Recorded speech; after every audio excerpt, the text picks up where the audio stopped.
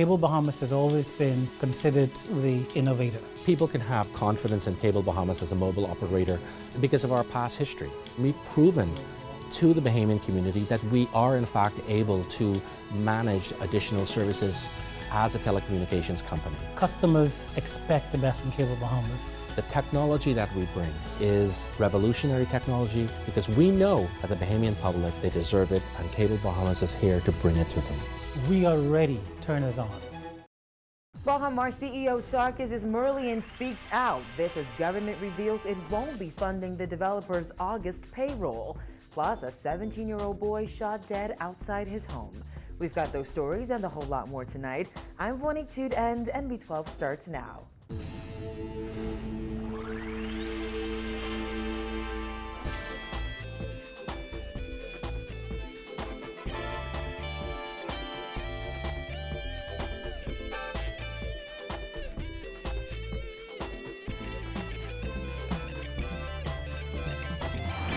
Topping news tonight, Bahamar CEO Sarkis Izmirlian is speaking out after the latest round of Bahamar talks in Beijing fell through. Izmirlian said he is disappointed by what he called personal attacks against him by the government and the company's contractor. Kyle Joaquin reports.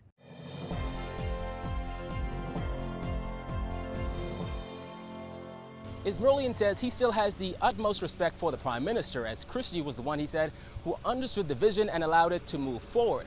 However, today he said it appears as though the Prime Minister is getting some bad advice. It's like a marriage, I guess.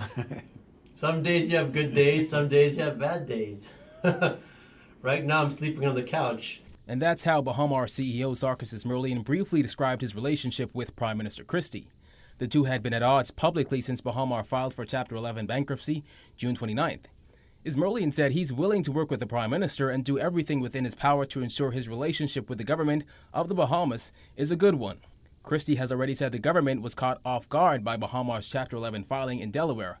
However, Izmirlian, while a guest on the Star 106.5 show Jeffrey with host Jeff Lloyd, said this has been the one thing that has surprised him the most. We had multiple conversations with the government of the Bahamas throughout this 3-month period. And the government of Bahamas was fully aware of our difficulties dealing with the bank, fully aware of our difficulties dealing with the general contractor. But Chapter 11 is not something that you go and announce to the world. The whole point of it is to put everybody on hold and pause everyone. If the news of Chapter 11 had gotten out, who knows what might have happened. And so it wasn't to blindside the Prime Minister of the Bahamas. Absolutely not.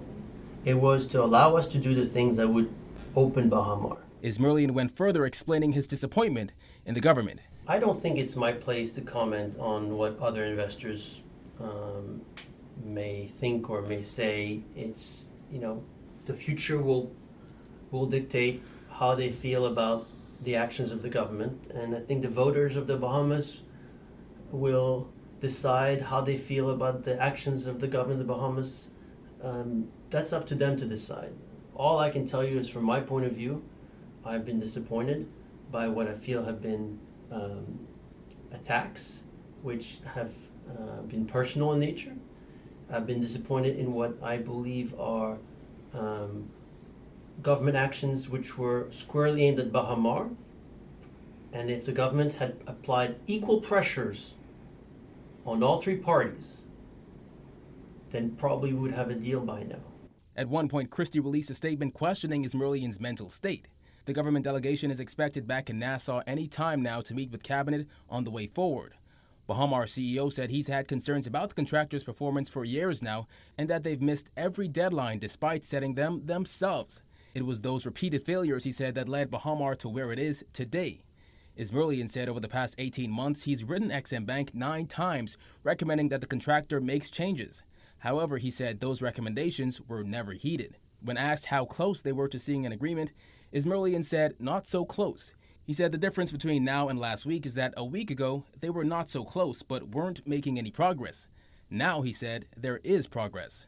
He says for months, he's been trying to make a deal. I've been trying to make a deal for 4 months now. And there was an urgency to make a deal starting March 27th when we missed our opening. Every day that goes by, I've got thousands of Bahamians that are not able to start their careers. I know that the economy of the Bahamas needs it. So yes, there's a great urgency to make a deal.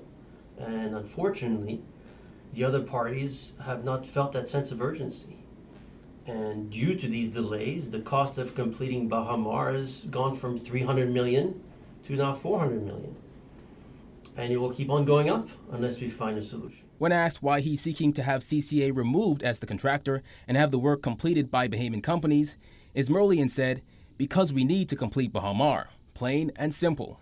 He said if CCA is unwilling to complete the work at Baha Mar, it can easily be done with Bahamian contractors and international consultants and engineers. According to Izmirlian, the parties had actually shook hands on a deal in June, for which he was excited, but he said it was just that, a handshake deal. And the very next day, he said, when they tried to put it on paper, CCA began to backtrack. So, how long would it take for Baha Mar to be completed and opened once an agreement has been made? According to Izmirlian, 3 months. However, he stressed that government actually has power to extend that time. Meaning, this winter, Baha Mar can be open in time for the season.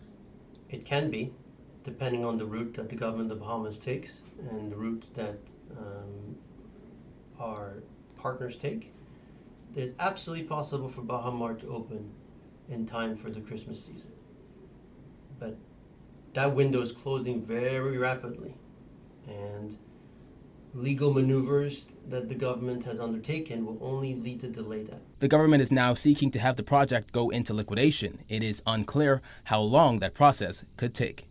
Izmirlian said the Bahamas is his home despite what anyone says about him in the press. He added that Baha Mar is willing to continue negotiations as long as the other parties involved are willing to stay at the negotiating table. Reporting from Baha Mar for NB12, I'm Kyle Joaquin. Government is not considering paying Baha Mar's Bahamian employees in August, despite funding the developer's payroll this month.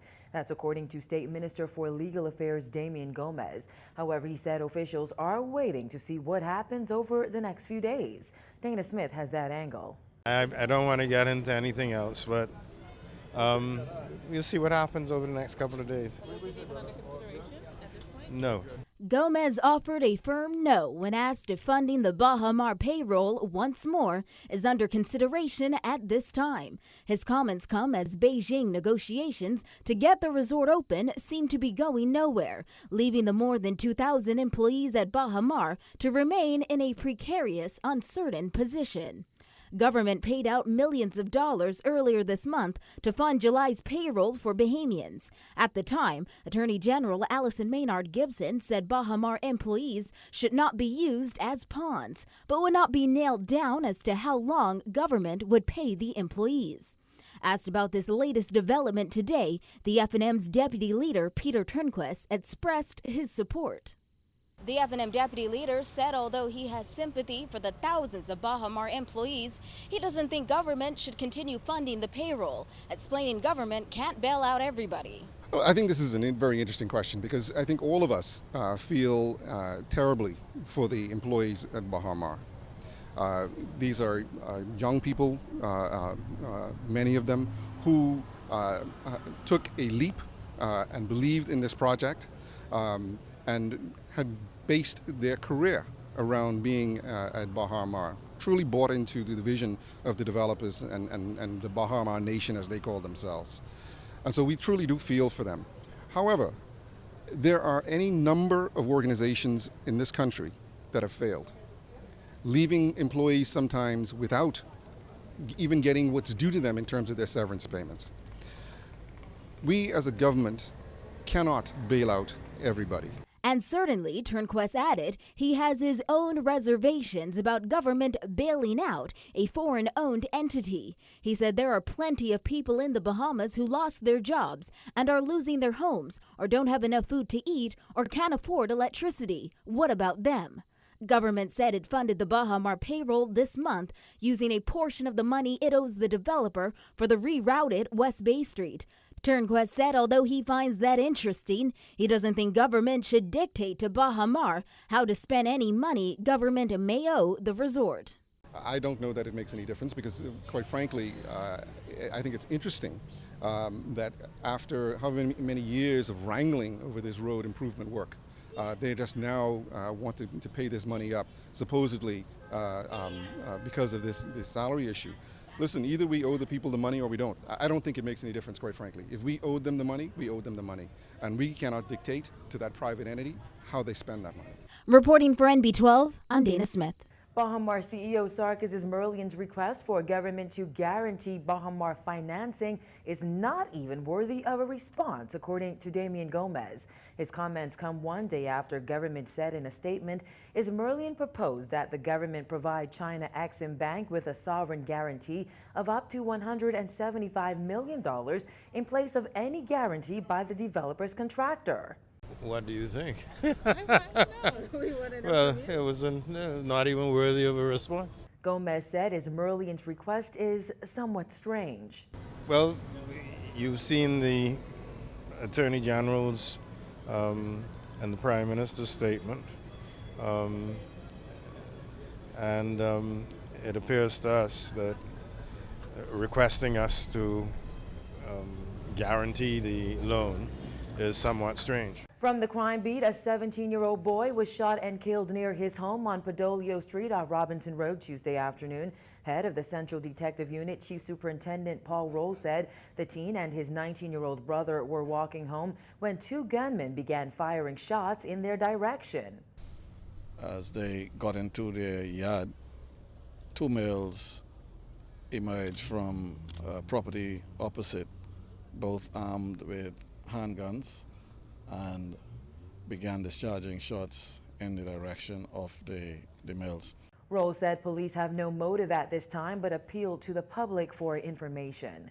The younger, the 17-year-old, he was struck multiple times to the body, and he has expired here on the scene. His elder brother was unharmed. We have him secured at this time. This latest killing brings the murder count to 88 for the year.